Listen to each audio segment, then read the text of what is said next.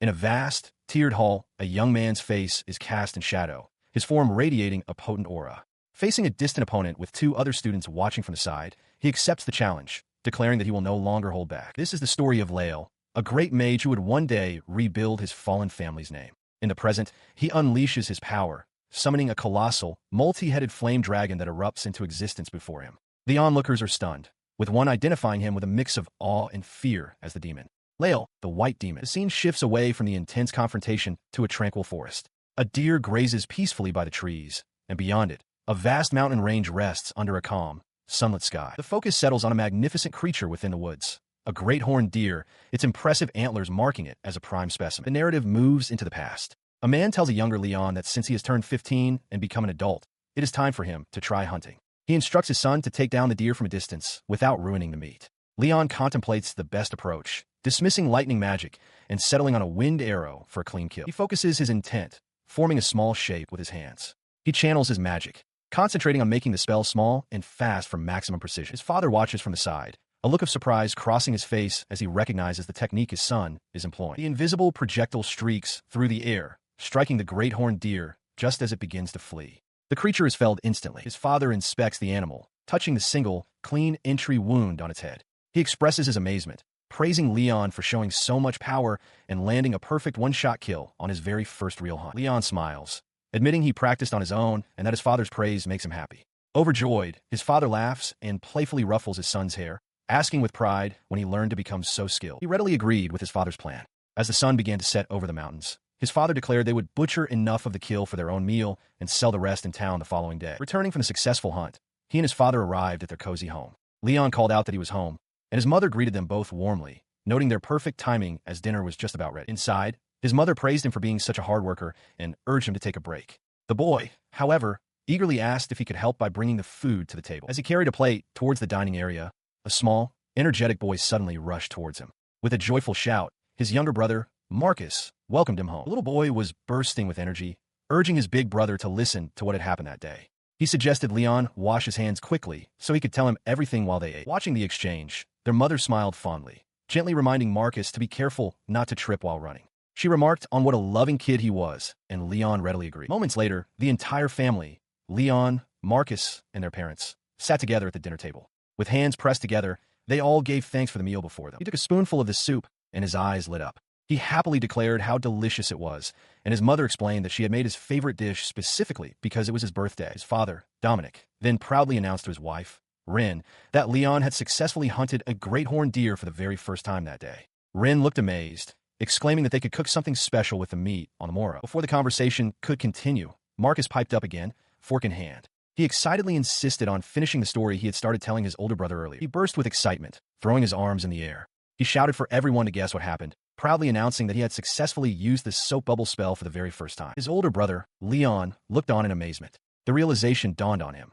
If Marcus could use magic too, then that meant something significant for their family. Their parents shared in the joy. Dominic beamed, declaring that this proved everyone in their family had magical aptitude and that Marcus had a bright future ahead. Ren agreed it was wonderful, but gently cautioned her youngest son to be careful not to use too much mana, lest he suffer from mana sickness. Later that evening, after Marcus had fallen asleep from the day's excitement, the atmosphere grew more serious.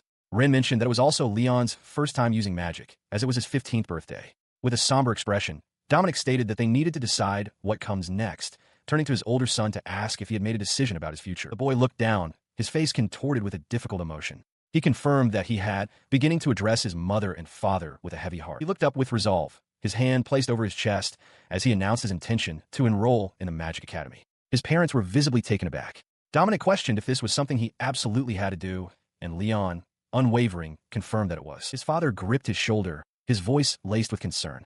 He explained the harsh reality that families of former nobles, like theirs, are treated even more poorly than commoners. He warned Leon that his distinctive silver hair and blue eyes would only make him a more conspicuous target. He softened his tone, pulling his son closer. He assured Leon that it wasn't about denying his dream.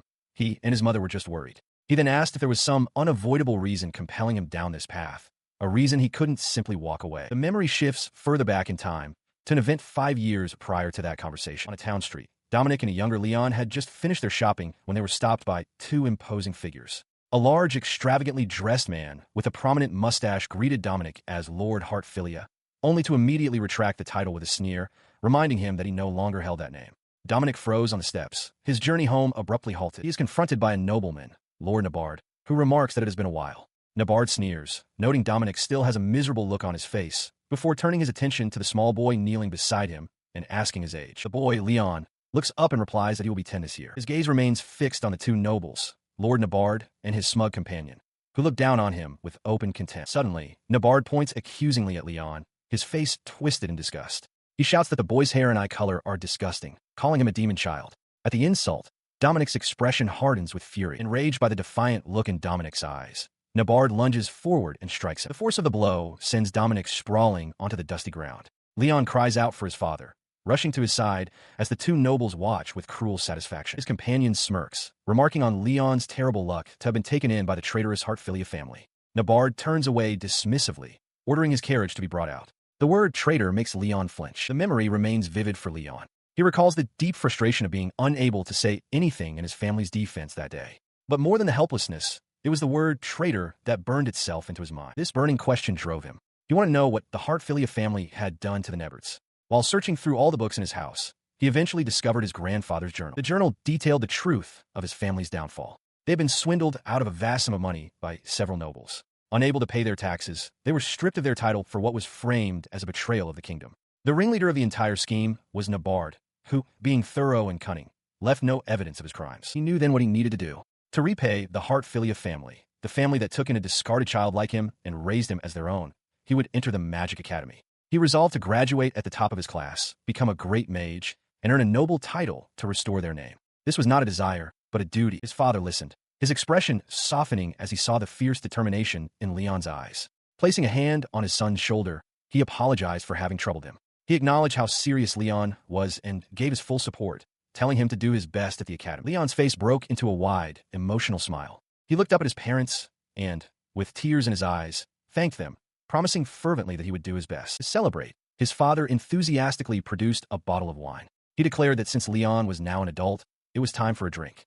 His mother chuckled, teasingly accusing her husband of simply waiting for the right moment to indulge. The family shared the moment, pouring the dark liquid into glasses. With smiles on their faces, they raised their drinks together in a heartfelt toast. Soon after, his father slumped over the table, groaning from the effects of the wine. His mother sighed knowingly, remarking that he had started up again as Leon watched in concern. He suddenly sprang up and threw his arms around his startled Leon, wailing loudly. It became apparent that he was a weepy drunk, as he sobbed that he would miss Leon terribly and begged him not to leave. Caught in the tight embrace, Leon's own eyes filled with tears. He tried to reassure his father, telling him it wasn't a final goodbye and chiding him gently for being so dramatic. His father, still holding him close, offered words of comfort. He promised that they would always be waiting for him at home and that he could always return if things became too difficult.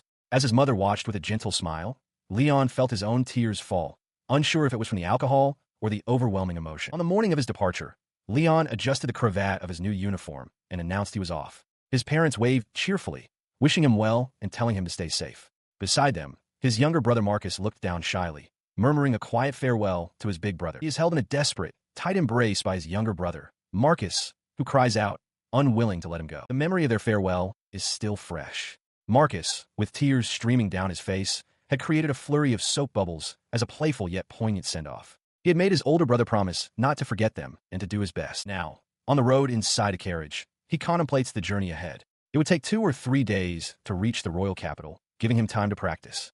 However, he quickly dismisses the idea of using fire or ice magic, realizing it would be far too dangerous within the carriage's confines. Instead, he opts for a safer alternative, skillfully manipulating a shimmering, fish-like construct made of water that swirls and dances between his hands. As the watery form dissipates, his gaze drifts out the window, his resolve hardening. He thinks of his beloved mother, father, and Marcus, reaffirming his promise to them. He vows to become a great mage, to repay their love and sacrifice by restoring the honor of the Hartfilia family. The carriage continues its steady progress, carrying him toward his destiny. Sometime later, as he rests, a soft meow seems to echo in the quiet carriage. A black cat with a small bell on its collar appears, its voice seemingly calling out to the young master. The sound rouses him. Stepping out of the carriage, he apologizes to the driver for having slept so deeply. The driver reassures him that a comfortable ride is a good thing and then announces their arrival at the royal capital, much to Leon's surprise. The driver hands him a map detailing the way to the academy's entrance ceremony, wishing him a safe walk. Leon expresses his sincere gratitude. With the map in hand, he turns and takes in the sight before him. He is struck with awe by the royal capital, a vast, bustling metropolis teeming with people and activity. He walked through a bustling city square, passing a grand fountain, when a voice called out to him, addressing him as a young man. The voice belonged to a cheerful street vendor, who correctly identified him as a new student at the Magic Academy. The man smiled warmly, remarking on how delicious his skewers were and offering a free sample. He was momentarily taken aback, but the offer of a free sample quickly won him over. A bright smile spread across his face as he accepted the small treat. The sample was so delicious that he immediately asked the vendor for a full skewer. The man chuckled, pleased, and thanked him for his business as he handed over the food. With his new purchase in hand, he continued on his way, taking a bite and noting the lively atmosphere created by the numerous street stalls lining the road. His eyes then fell upon an interesting-looking building, a magic tool shop. He made a mental note to stop by there later. Finishing his skewer, he refocused on his destination, recalling the directions from his map. He believed he should reach his goal soon simply by continuing straight down this street. However, after walking for some time without arriving, a flicker of doubt crossed his mind. He pulled out the map to check again, confirming that it clearly indicated this main street. Yet his destination was nowhere in sight. As he stood there puzzled, he looked up from the map and his eyes widened in recognition. It was the same magic tool shop he had passed just a short while ago. The impossible sight confirmed his growing suspicion. He looked around, a sense of unease washing over him as he understood that something was not right. A troubling possibility began to form in his mind. He looked around the cobblestone plaza, a realization dawning on him. He wasn't alone. Dozens of others wandered aimlessly, maps in hand, confusion etched on their faces. He wondered if all these lost people could be new students just like him. Nearby, a young woman with braided hair whispered to her companion, asking if he also felt something was amiss, and the dark-haired boy beside her could only agree. The sheer confusion was broken by a loud voice. A spiky-haired student, sweating with frustration, exclaimed that it was weird. He kept walking straight, but somehow always ended up back in the same spot. His words struck a chord with Leon, whose eyes widened as he recognized his own predicament in the other boy's complaint. His gaze dropped to the map in his hands. The instructions were deceptively simple, a straight path to the venue. But a crucial detail was printed at the bottom, a strict deadline. Punctuality was mandatory, and they had to arrive before sunset. The pieces clicked into place. The impossible loop, the crowd of other prospective students, the strict time limit. He looked up from the map, a new understanding in his eyes. This wasn't a simple case of getting lost. This entire situation, he realized, was a test, the first part of the entrance examination itself. Standing amidst a crowd of people, Leon clutches a document and focuses his thoughts. His first priority is to assess his current situation. He knows he must reach the Magic Academy to face his first trial. As he walks, he observes that the scenery seems to be repeating itself. He reasons that if this continues, he is likely being held back by some form of magic. He finds it difficult to believe, however, that a spell would be used that affects all the townspeople as well. His train of thought is abruptly broken when he notices the people around him have suddenly disappeared. His eyes widen as he questions if they simply vanished in a thin air. The sudden emptiness sparks a realization. With a look of understanding, he identifies the nature of the magic and utters a single word to break the spell. Dispel. The command sends a ripple through the air, the illusion shattering before his very eyes. With the spell broken, the true scenery is revealed, the grand edifice of the Magic Academy. He pumps his fist, shouting in triumph that he succeeded. He arrives at the Academy's main gate, relieved to have made it in time. A voice suddenly congratulates him on passing the entrance exam, addressing him by his full name, Leon Hartfilia. Leon turns in surprise to see a large, imposing man with a shaved head and a scar. The man introduces himself as Grant, Leon's new homeroom teacher, and points out another student who cleared the exam at nearly the same time. As he processes this, a loud cheer erupts nearby. The spiky-haired student from earlier is celebrating exuberantly. Leon recognizes him as the boy he passed on his way here, realizing they are now classmates. He beamed, extending a hand and introducing himself as Mark. He noted that he and the other boy had cleared the exam at the same time. The other student introduced himself as Leon, and they shook hands firmly, with Mark expressing his excitement to study alongside him. As they began to walk, Mark called out to Leon. A third student, an upperclassman, approached them, announcing that he had been assigned the task of guiding them. The guy gestured, offering to show them around. Seizing the opportunity, Mark leaned in close to Leon and whispered, asking what the trick was behind the entrance exam. He pressed the question, expressing disbelief that Leon could have passed without even realizing how the exam worked. Leon's eyes widened in panic, and he quickly shushed Mark, hissing that their upperclassman guide would hear them. Leon quietly explained the exam's true nature. It was a combination of illusion and teleportation magic. The academy itself was disguised as part of the townscape, with a visible scenery set to loop. If a candidate passed through the gate without dispelling the illusion, they were simply teleported away. Mark was astounded that Leon had figured it all out. With a slight blush, Leon admitted that he had just happened to find a clue. Behind them, their guide glanced back, having clearly overheard. He then revealed his own method with a grin. He didn't figure anything out. He just had a hunch he was under a spell, tried using Dispel, and got lucky. Their conversation had not gone unnoticed. The upperclassman turned to them, clapping in admiration.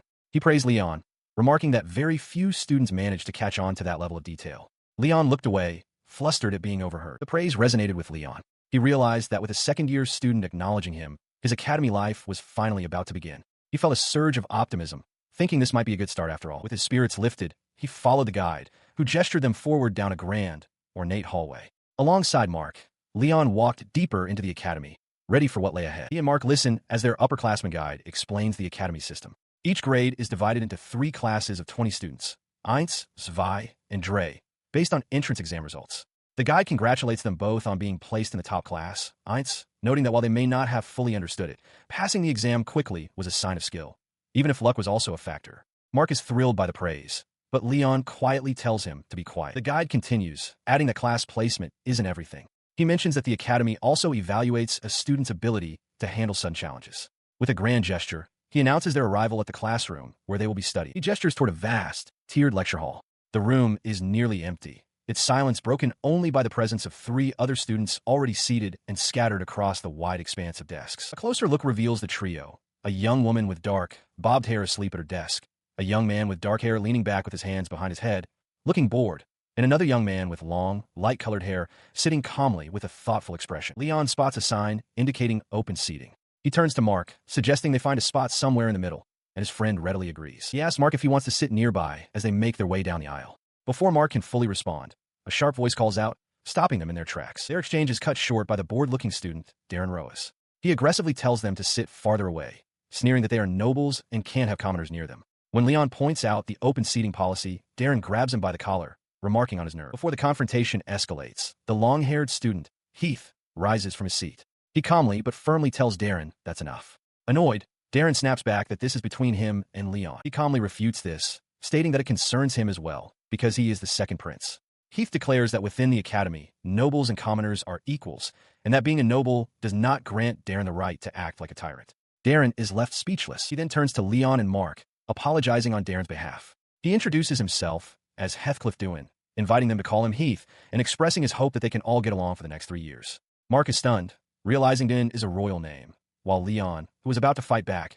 thinks to himself that Heath has no need to apologize. He smiles warmly, placing a hand over his chest as he wishes Leon and Mark a great time at the academy. As the prince departs, Mark remarks that it was a good thing he stepped in, musing that he had expected the prince to be more arrogant, but found him to be a decent person. Leon, however, quietly disagrees. Leon reflects on the encounter, realizing the prince's surface-level smile hid something else. He understood that Heathcliff wasn't helping them. He was protecting Darren.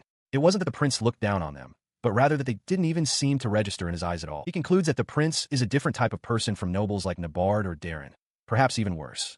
A bead of sweat forms on his temple as he hopes they can avoid attracting Heathcliff's attention in the future. Sometime later, the instructor, Grant, stands before the entire body of new students. He announces with a grin that every single one of them successfully passed the entrance exam before sunset and offers his congratulations. The instructor then begins the orientation in a vast lecture hall, effortlessly using levitation magic to distribute stacks of paper to the students. Both Leon and Mark watch in amazement, with Leon realizing that magic is truly a part of everyday life at the academy. He instructs them to begin the orientation using the provided materials, urging them to listen carefully. Finally, he raises a finger to emphasize his last point, an extremely important rule that private duels on academy grounds are strictly forbidden. With the orientation concluded, Leon turns to Mark, telling him it's time to head to their dorms. He playfully points out that Mark had stopped listening halfway through the long speech, but more importantly, he reveals that they've been assigned to the same dormitory. Mark's face lights up with excitement at the news. He throws a fist in the air, declaring they should head there immediately, and Leon gives a cheerful thumbs up in agreement. Their enthusiasm vanishes in an instant.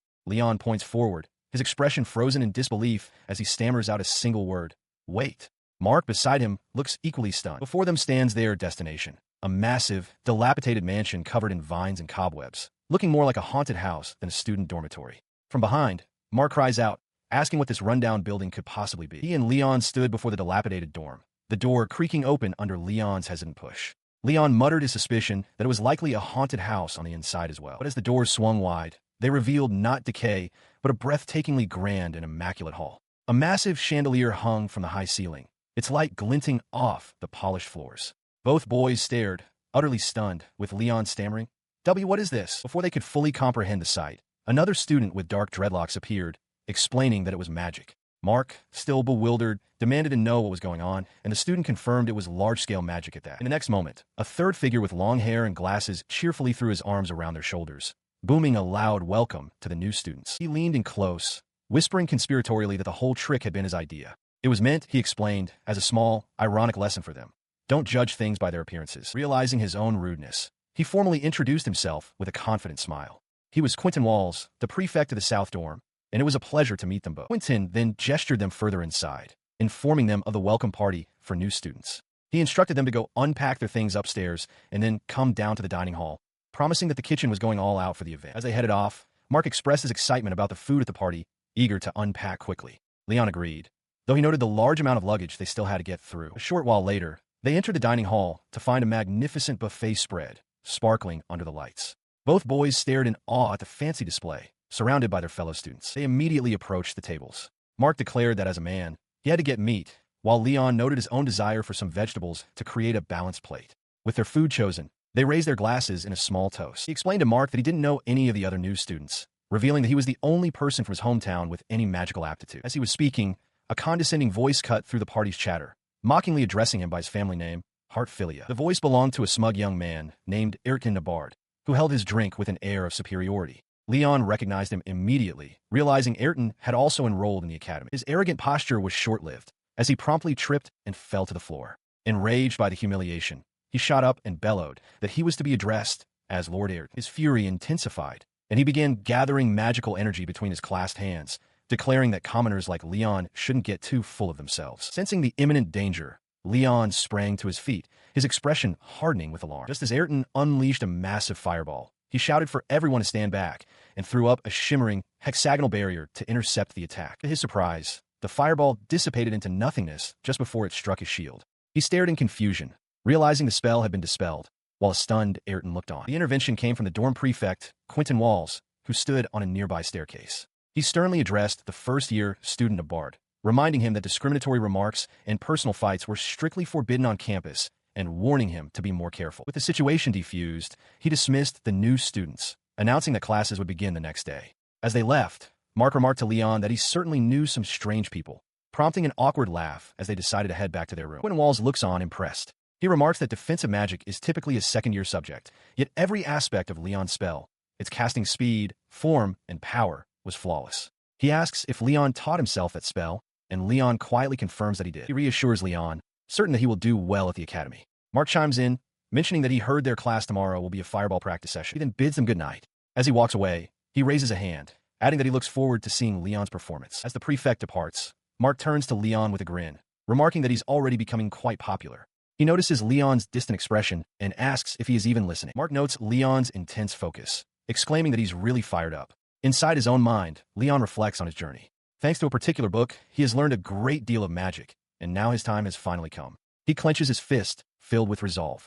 To reach the top of the academy, the beginning is crucial, and he vows to give it his all starting tomorrow. Within the walls of a grand, old academy, a new class is about to begin. For a student named Leon, it is time to show his capabilities. Inside one of the dormitory rooms, Leon sits engrossed in a book while his roommate, Mark, sits cross-legged on his own bed, carefully inspecting a large sword. Their contrasting demeanors are clear. Leon's expression is one of quiet contemplation, while Mark wears a confident, almost challenging smirk. He breaks the silence, getting Leon's attention. Mark notes that Leon has taken good care of the sword, which he has just pulled from beneath his bed. Leon simply agrees, his response quiet. He explains his proficiency with the weapon, revealing that his father was a guardsman and that he has been practicing with a sword since childhood. A memory surfaces of a younger version of himself being taught by Grant. Mark finds it ironic that they stuck a sword in his hands, even though he is now enrolled in a magic academy. Leon seems impressed, remarking that it's amazing to train both magic and the body.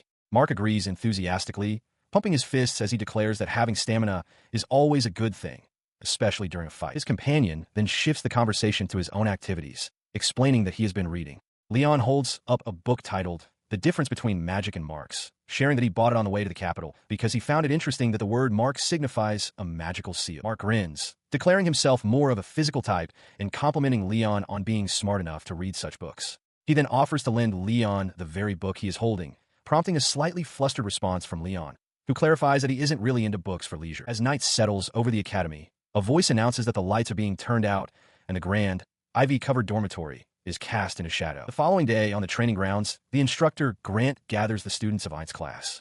With a powerful voice, he declares that it is time for their magic practice to begin, announcing that the day's lesson is target practice. He pointed towards the practice range, explaining that their target would be the mark set 25 meters ahead. With a confident smile, he demonstrated the spell they would be using, conjuring a crackling fireball in his open palm. As the students watched, he clarified that while hitting the target was important, it wasn't the only factor. They would also evaluate things like power and speed, assessing the magic from various angles. He gestured towards the targets, assuring them that they wouldn't break from just 1 or 2 hits, so they shouldn't hold back. He emphasized that extending their magic's effective range to 25 meters would make it far more versatile in different situations. With the explanation complete, he laid out the procedure. Each student was to step into the designated circle when their name was called and, upon his signal, launch their fireball. The instructor then called out the first name, Mark.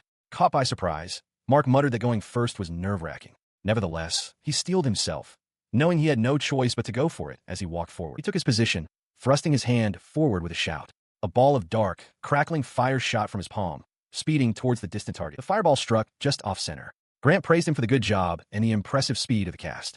Leon agreed, and Mark, scratching the back of his head, thanked them, admitting he'd missed by a little. Grant, unfazed, simply told the class to keep it moving. As they watched the target, Leon looked closer. He noted that it was barely even scorched. A thought struck him. The target was incredibly tough. Perhaps hitting it with a standard fireball wasn't even enough to be considered effective. The instructor then called the next name, Heathcliff Dewin. Leon's eyes widened slightly as he recognized the name of the second prince.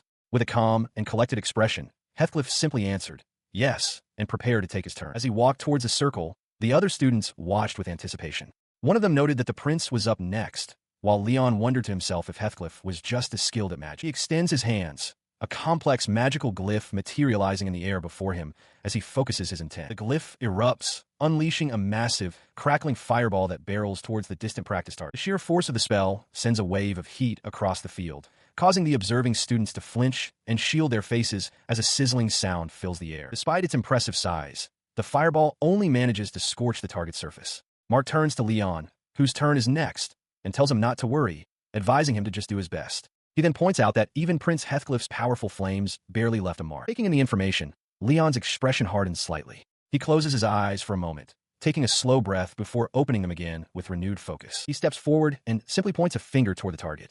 A small, dark vortex of energy begins to swirl at his fingertip, catching Grant's eye and eliciting a look of surprise. The other students sense the strange, intense energy gathering around him. They begin to murmur, wondering if they are about to witness something amazing. But what he releases is a tiny pop of light that drifts slowly through the air.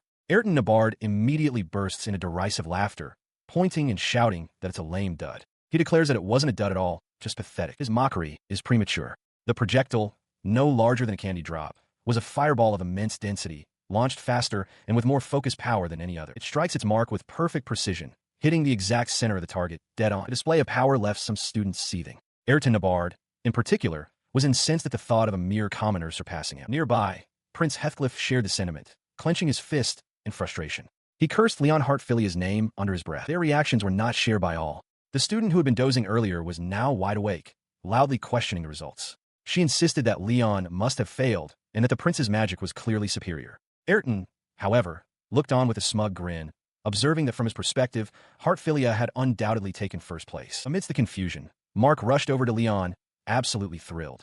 He celebrated Leon's first-place achievement, marveling at how a seemingly laid-back person could pull it off. Heathcliff, meanwhile, looked on with a scowl, demanding an explanation for what had just happened. Later, as they sat together, Leon explained his thought process. He revealed that he had focused on making his attack magic more practical, noting that the effects of magic can change drastically depending on one's imagination. Mark, impressed, remarked that this must be why Leon was rated higher than the prince, though he admitted to only understanding about half of the explanation. He then asked Leon where he had learned such advanced techniques. Leon hesitated, a slight smile on his face, admitting that Mark might not believe him. He began to recount a recurring dream he's had since he was a child. A dream where he wanders through a mysterious mansion accompanied by a small black kitten. In this dream, the mansion was filled with countless books about magic. Every night, he would test what he learned until his mana was depleted. He confessed that he still doesn't know where the mansion is, but he feels a strange sense of nostalgia for the kitten. Leon concluded his story, acknowledging how unbelievable it sounded and telling Mark he could just forget it. But Mark's eyes were wide with excitement. He declared that gaining skills through a dream was incredibly cool and that he absolutely believed it. Stunned by the immediate acceptance, Leon stammered, admitting he'd never told anyone before. A genuine smile spread across his face as he expressed his gratitude that Mark believed him. In the background, Prince Heathcliff watched their interaction, a complex expression on his face as he adjusted his cravat. As Prince Heathcliff observed them, Leon turned to Mark, mentioning his own curiosity about Mark's sword. Their conversation was cut short as Darren Roas stepped forward, aggressively getting their attention. He completely ignored Mark, his focus entirely on Leon. With a sneer, Darren called him Silverhair and accused him of getting too full of himself, demanding that Leon come with him so he could be taught his place. He leaned in with a smug grin, tauntingly asking if Leon was scared. In response, Leon simply stared back, his expression stoic and silent. He finally broke his silence, but not to address his aggressor. Instead, he calmly told Mark to head back to the classroom without him, promising to finish things quickly. As Leon turned to walk away with Darren, Mark was left utterly stunned, shouting in disbelief. Emerging from a dense thicket of trees, Leon Hartfilia looks around in confusion, his academy robe snagged on a branch. He turns to his companion, Darren Roas, and asks where they are. His question is answered as they approach a grand stone entrance. An ornate sign above a massive doorway clearly reads, "The Arena." Inside, the space opens into a vast, empty coliseum with tiered seating rising on all sides. Darren explains that this is the arena used for classes, specifically for duels between mages. He points a finger at Leon, a smirk on his face, declaring that if they make it an official duel, it won't count as a private fight. He then orders Leon to stand on the white line marked on the floor. Leon flinches, startled by the sudden escalation. Darren gestures towards him, reminding him that for an official duel, a witness is required. Just then a calm voice cuts in.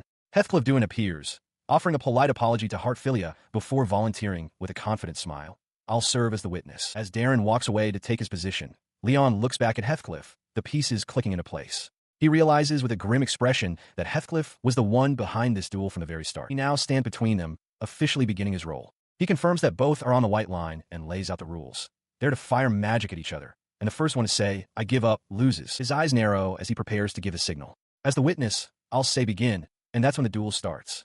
But before he can finish, a blast of dark energy erupts from Darren, catching Leon completely by surprise. The force of the premature attack slams into him, sending him flying backward. Leon cries out in shock and pain, questioning the sneak attack as he is violently thrown through the air. He staggers from the blow, his eyes wide with surprise. From the side, Heathcliff's voice cuts through the silence, confirming he had already said begin and asking if Leon hadn't heard. Darren's shadowy form looms, his thoughts dripping with contempt for what he sees as pathetic fools. His expression hardens. While Darren speaks, Leon reflects internally. He had expected a certain level of prejudice and criticism at the Magic Academy, but the arrogance of the royals and nobles surpassed his expectations. He realizes it was foolish to have been considerate to people who revel in sneak attacks, and his fists clench with resolve. In response, he unleashes a crushing wave of invisible pressure. The ground cracks beneath him as the force erupts outwards, striking both Darren and Heathcliff, who clutch their heads and cry out in sudden, sharp pain. Darren glares back, his face twisted in a furious snarl, shouting that Leon has guts. His fury is met by a terrifying spectacle. An immense, multi-headed draconic aura of pure magic erupts around Leon. Both Darren and Heathcliff stare in utter disbelief, the former stammering, unable to comprehend the nature of this power. As a monstrous energy swirls, Heathcliff's mind drifts. He recalls his firm sense of pride as the second prince of the kingdom. He had entered the academy with top scores on the entrance exam, fully expecting to achieve the highest marks in the spell-casting trials as well. He remembers, however, that a mere commoner, Hartfilia, had surpassed him. For a member of royalty, this was an unbearable truth. That memory crashes into the present reality.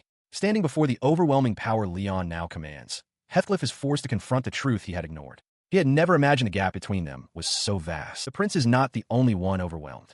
Darren scrambles backward on the floor, his face a mask of pure terror as he screams that Leon is a demon. His composure shatters completely, a dark stain spreading across his robes. With blinding speed, a figure surges forward, cutting through the chaotic energy. In the aftermath, Heathcliff Dewin, with a hand to his chest, formally declares that the confrontation was not a private fight, but an official duel conducted in his name. The group stood in the now quiet space. Leon internally reflected that the flame dragon he had summoned was merely an oversized intimidation spell, lacking the power to truly injure anyone. Still, he knew it had been more than enough to demonstrate his strength to both Darren and Heathcliff. He felt the urge to scream, frustrated at having lost to a commoner. But as royalty, he understood he had to suppress his feelings and take full responsibility for the mess he had created. Their discussion was interrupted by Grant, who sternly reminded Heathcliff that while dueling is sacred to mages, first years have not yet been granted permission for such contests. Before Heathcliff could respond, Quentin Walls interjected, suggesting that punishing a royal student so soon after enrollment would be excessive. He then offered to take the punishment himself, as he was the duel's official witness, surprising Heathcliff. The prince tried to explain, stammering that it wasn't truly a duel in the first place. He confessed that he had simply wanted someone to witness the new magic he had learned. The scarred man turned his intense gaze upon Leon. He asked him directly, using his surname, Heartfilia, if there was any lie in the prince's words. Leon met his stare without flinching and confirmed, "No, sir." At this, Quentin turned away with a click of his tongue. Heathcliff, however, became agitated, demanding to know what Leon meant by his actions. He shouted that he never asked to be protected. Leon coolly replied that he hadn't done it for his sake, adding that, to him, it wasn't even a real fight. He continued, his voice low and serious, stating that he is at the academy for a specific reason. He told Heathcliff that he was free to look down on commoners if he wished, but issued a stark warning. If he ever got in his way again, there would be consequences. His threat was met not by the prince, but by Darren Roas. Sweat beaded on his face, his eyes wide with a mixture of terror and fury, as he vowed that the next time they met, he would not hold back. The prince was left trembling, his fist clenched in impotent rage. Quentin placed a hand on his shoulder, advising him to stop and to avoid getting involved with Leon. As they stood frozen, Leon turned and walked away down the corridor alone. A few days after the duel, during a break, his friend Mark excitedly calls out to him, announcing that the test results have been posted. Mark congratulates him on a job well done, as a list reveals the class rankings. Leon Heartfilia at 11th, followed by Louise Nematoria at 12th, and Heathcliff Dewin at 13th. The celebratory mood is short-lived, as he and Mark, both now bearing small bandages from their recent fight, are shoved by other students who react with startled fear upon recognizing them. This reaction becomes a pattern. Mark tries to brush it off, telling Leon not to worry, but admits that news of the duel has spread through the entire grade, leaving them completely isolated. Nearby, one student frantically pulls another away, warning them to stay clear of someone related to the White Devil unless they want to be killed. Despite the ostracism, he remains unbothered while eating outdoors with Mark. His friend apologizes, blaming himself for the situation, but Leon insists he doesn't care. A small, rabbit-like creature in a uniform sitting with them observes that it's actually easier now that the arrogant, noble students keep their distance. He seems genuinely confused when Mark asks if he knows who F.A. Lael is. Mark is shocked by his ignorance, questioning if he's from the remote countryside, as the name is apparently infamous. In the background, other students whisper the name with fear. Mark then recounts the legend. F.A. Lael, known as the White-Hair Demon, was one of the first beings to create magic and share it with humanity. However, when people began using magic for evil, F.A. Lael consumed the entire village they inhabited. This story became a common cautionary tale told to children, both noble and commoner, warning that F.A. Lael would come and swallow them if they misbehaved. The dark story visibly disturbs him. Seeing his friend's reaction, Mark quickly tries to downplay it, dismissing F.A. Lael as just a monster from an old myth and telling him not to worry. Mark attempts to lighten the mood further, suggesting that since they took down evil mages, they could be considered heroes of justice. As he speaks, Leon's attention drifts away, caught by a student walking down a nearby corridor. He recognizes her instantly, Louise Nematoria. His friend notices his gaze and leans in a whisper that while Louise is pretty, she gives off an unapproachable vibe. He adds that she ranked second in the spellcasting test. The rabbit creature chimes in, teasing Mark about his taste in girls, which Mark flusteredly denies. He continues to watch her, recalling that she's from a lesser noble family and is in the 3rd class, dismissing the hard-to-approach reputation as a mere general opinion. As if feeling his stare, Louise turns and looks directly at him, a faint blush on her cheeks. The sudden eye contact catches him off guard. He's been caught staring again. He couldn't shake the feeling that Louise Nematoria had been glaring at him recently. He tried to dismiss it, wondering if he was just imagining things, but with so many possible reasons, he couldn't figure out why. As he pondered, Quentin Walls observed Louise from a distance. He noted that her intense gaze was different from the condescending looks of Heathcliff or Darren. She didn't seem to be looking down on Leon at all. He shook his head, deciding that overthinking it was useless. Mark agreed, adding that some things just can't be figured out. Suddenly, Leon's mood brightened as he remembered that the next class was the one he had been eagerly anticipating. In a classroom, their instructor, a stern-looking man with a shaved head, addressed the new students. He acknowledged that they were likely getting used to academy life and presented them with their next task, to learn the spell of flight. He went on to explain that, as they knew, flight magic is restricted in their country to prevent accidents involving inexperienced mages and children. However, he clarified that students who have turned 15 and enrolled in the Magic Academy are granted a special exemption from this rule. With that, the instructor declared that they were all now authorized to fly. He announced a test for the upcoming weekend, urging them to master the spell by then. Leon's face lit up with pure excitement at the news. As the instructor concluded the lesson and wished them luck, Mark eagerly suggested they rush to the courtyard to begin practicing immediately. Leon agreed, but a flicker of doubt crossed his face. Something in the teacher's tone made him suspect this challenge could be incredibly difficult. On the academy grounds, the Witch Hat woman urges Mark to hurry up. He confirms he understands, running to keep pace. As they move, she reflects on how Leon's eyes always light up when magic is involved, a testament to his genuine passion for it. Leon stands apart from the group, clutching a white feather. He remarks that flight is the magic he has always admired most. Though he has tried and failed before, he feels he can finally succeed. Closing his eyes, he focuses his mind, imagining himself floating effortlessly in the air. A swirl of magical energy lifts him from the ground. Overjoyed, he exclaims that he's floating, calling out to Mark to witness his success. Mark stares in amazement, congratulating Leon for mastering it in a single attempt. His initial triumph is brief as he suddenly loses his balance and plummets backward. Mark reacts instantly, catching him just before he hits the ground.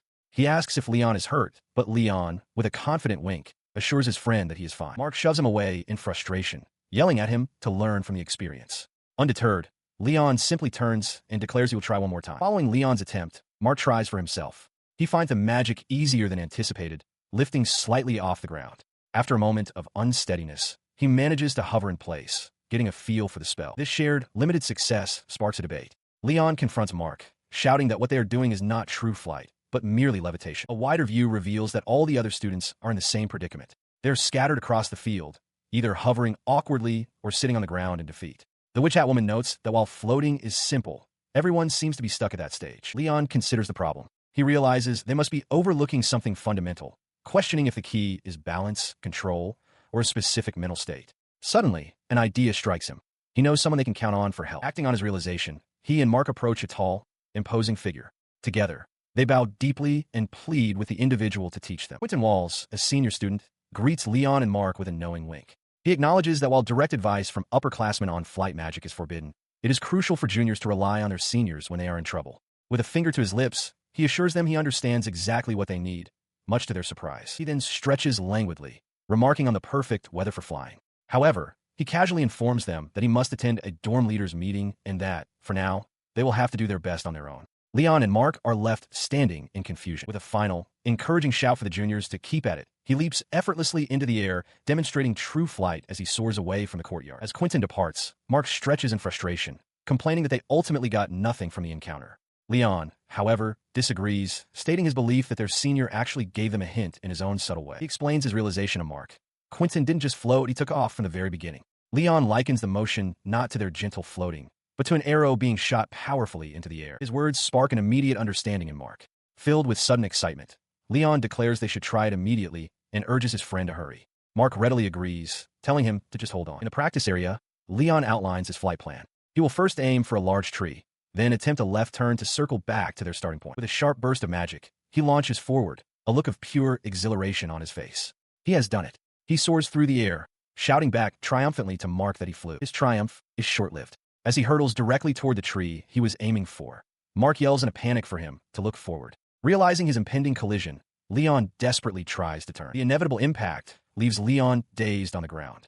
Mark stands over him, hands on his hips with a look of smug exasperation, as his friend can only mutter in disbelief. He remained tangled in the tree, hanging upside down as Mark berated him for his recklessness. Mark questioned how someone so smart could end up in such a dangerous position, but Leon, still disoriented, protested his innocence. He insisted that he was serious. He could only fly in a straight line and was completely unable to alter his direction once launched. Scoffing at the explanation, Mark declared that turning shouldn't be difficult at all. With a burst of magic, he propelled himself into the air to demonstrate. His confidence was short-lived as he immediately began to wobble uncontrollably.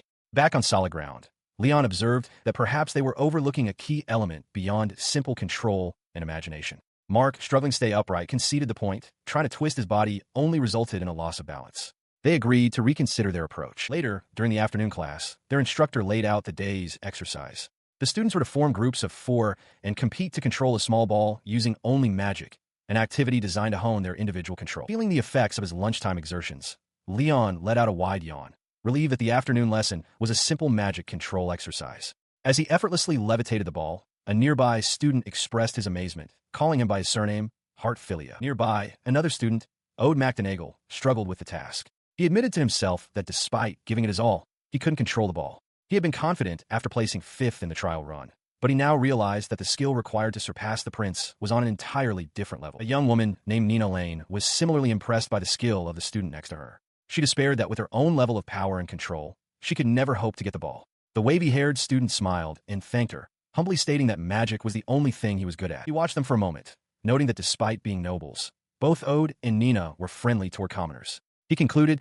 they must belong to the more moderate faction of the nobility. He recalled that Nina had even passed the entrance exam before him and Mark. Considering their apparent skill, he wondered aloud if the two of them had already mastered flight. As if on cue, Ode and Nina approached. Ode announced that they had been about to ask the very same question. Nina then shyly asked if they would be willing to practice together, a suggestion that caused Mark to tense up in frustration. He and the others gathered after school, but their practice session began with an assessment. The wavy-haired student, taking the lead, asked Ode and Nina how well they could manage flight. Mark admitted they could fly straight, but couldn't move freely, and Nina added that they could float.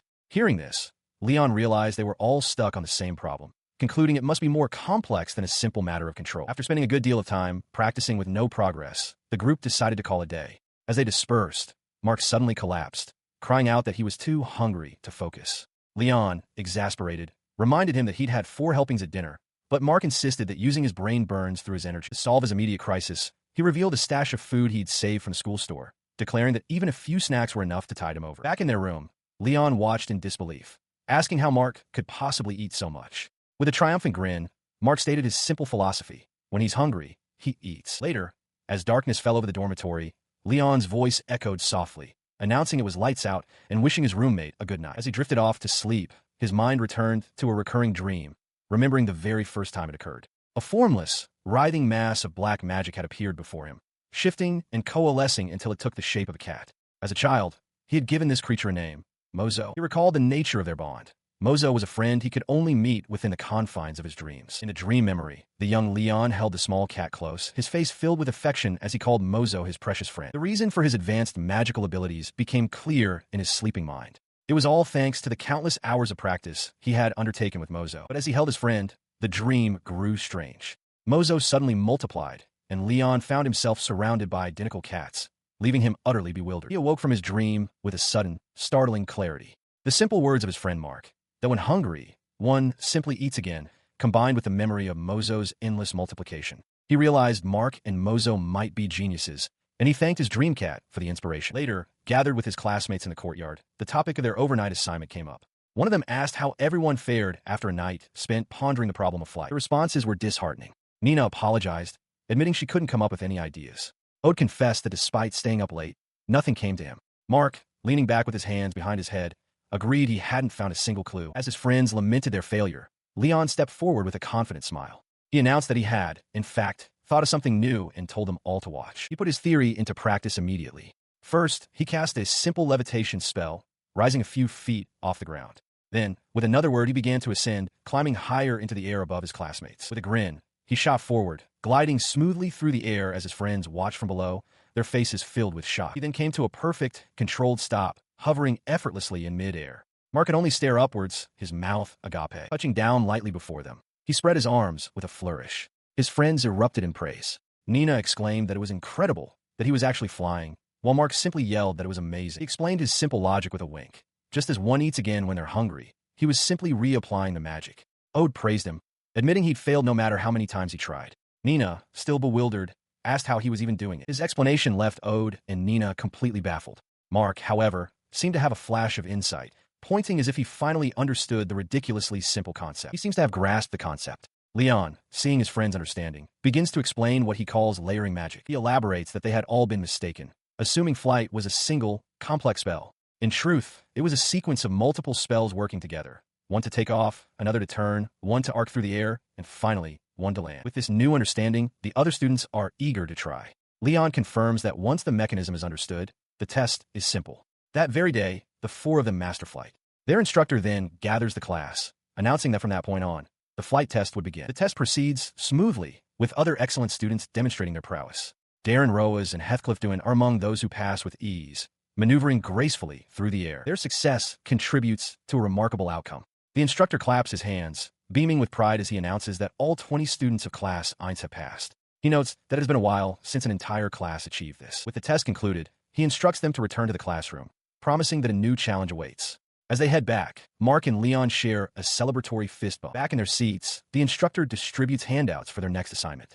Leon takes one of the papers and begins to read its contents. He then addresses the class, explaining the true lesson of the flight assignment. To truly master magic, he tells them, they must realize the need to refine each spell's precision and apply it with flexibility. He continues, emphasizing that true ability is defined by being able to demonstrate that refined skill in any given situation. As the weight of the instructor's words sinks in, Ode McDonagall clarifies the situation for his classmates. He explains to a stunned Nina and an eager Mark that this upcoming external field training is, in essence, an unannounced test designed to measure their true abilities. The flight instructor concludes his announcement with a stern warning. He tells the students to never let their guard down, to keep tackling their daily assignments and lessons, and to prepare themselves for the coming training. His words spark immediate and contrasting reactions.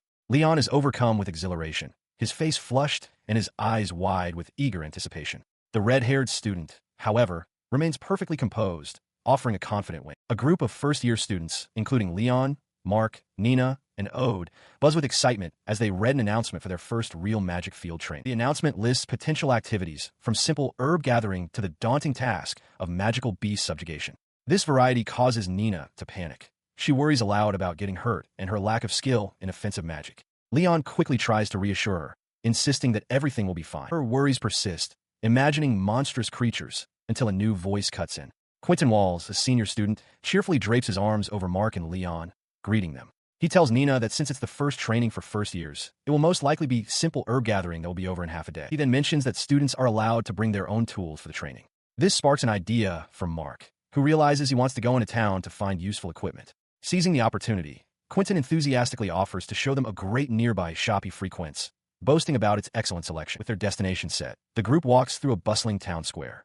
Quentin explains that while first years get scheduled days off before training, third years like himself no longer have that luxury, as their training can begin suddenly. He turns his attention back to Nina, offering more reassurance. He explains that all field training is conducted under strict security, and if any real danger arises, the teachers are the first to deal with it. Having eased her concerns, Quentin stops before an impressive, ornate building with large double doors. With a grand gesture, he proudly announces that they have arrived at his recommended shop. The grand facade leaves Leon momentarily stunned, thinking it looks incredibly fancy. As he peeks through a crack in the door, Quentin calls out, redirecting his attention by pointing elsewhere and clarifying that the shop is actually over there. He gestures not to the grand building, but to a dark, dilapidated doorway covered in cobwebs down a narrow alley. The first years stare in disbelief, hopefully wondering if it's merely a shabby exterior hiding an amazing interior, much like their dormitory. Their faint hope is immediately shattered. The inside of the shop is just as run down and cluttered as the outside. As the others stand frozen in shock, Quentin walks in casually, announcing that he'll go greet the shopkeeper. He casually tells the first years to look around, but they are horrified by the state of the merchandise. Leon, Ode, Nina, and Mark stare in disbelief at the dilapidated surroundings. They examine the items more closely. Ode points out that even the staffs are cracked. Leon covers his mouth, disgusted by the dust-covered books, while Mark holds up a chipped and cracked bottle. He complains loudly that there isn't a single decent item in the entire shop. Leon, however, grows thoughtful. He finds the situation strange, believing there must be more to a shop recommended by a senior like Quentin. As he ponders this, a realization strikes him. His eyes widen as he looks at a row of potions, understanding the truth. He mutters, "You fool," at his own oversight. His train of thought is shattered by a furious shout. An imposing woman, Rita, the shopkeeper of Demon Hall, appears brandishing a broom. She warns Leon that casting nullification on a magic potion turns it to water, a debt he'd be paying for life.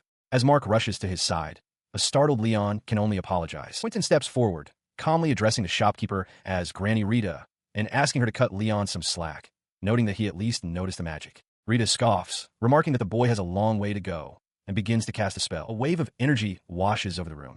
Nina gasps in amazement as the illusion shatters. Rita explains that it was merely projection, a magic that only changes appearances, revealing a pristine and well-stocked shop. The students are stunned.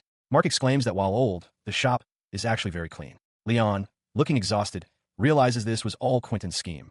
Quentin smirks, agreeing but objecting to the sinister implication of the word scheme. Their shock turns to excitement as they browse the genuine articles. Quentin explains that situations like this are common in field training, calling it a small rehearsal. He judges their performance as a bare pass before admiring the rare potion ingredients and works of famous mages, noting they are too precious to touch. Leon marvels at the quality of the items, but his awe is cut short. Ode attempts to buy an item and is quoted a price of 200 gil. He protests that it's highway robbery and tries to haggle for 150, but Rita sternly refuses to lower the price by a single coin. He was considering the price of an item when the shopkeeper, Rita, asked if he was planning to buy something.